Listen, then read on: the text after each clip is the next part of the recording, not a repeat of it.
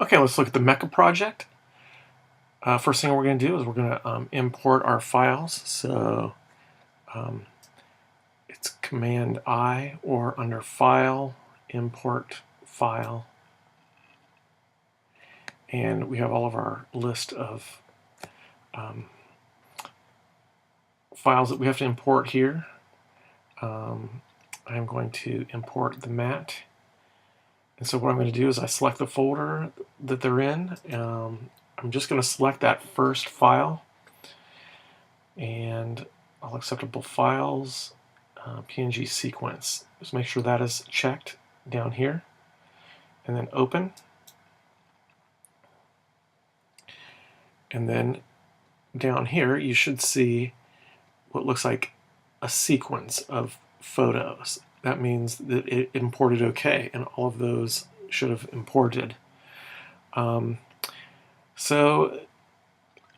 I already have my other files imported here.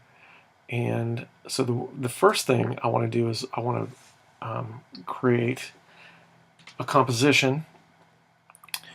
And so the first thing I'm going to need to do is look and figure out which composition is going to give me the right size. And I want to go by the background of our project, which is this one right here, the driveway. So I'm going to drag that down here, and that should have given me a composition. I'm going to just look, I'm going to right click and then check the composition settings, 720 by 480, 29, and everything should match up because it basically is matching that. So that everything should be okay. Click OK. And the next thing I need to do is I need to figure out which of these files I need to put in order. So, and when we first started this, these are passes coming from a 3D animation program. So let me just, I guess I can't get up my internet here. Oh, here it is. So 3D animation programs here. Usually the most popular one is this one, Maya. That's what a lot of the film companies used to use. And now you can find other ones a lot more. Cinema 4D is a popular one right now. You can hear of Houdini, 3D Studio Max, Blender, a lot of these.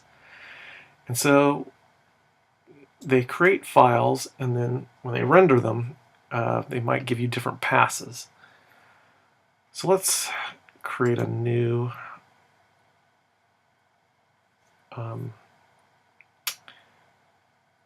oops. I'm sorry, I don't want to click in here. Right click, new composition. I want it to be the same size, 720 by 480. That's okay. And I'm going to start dragging these down and just taking a look and see what those are.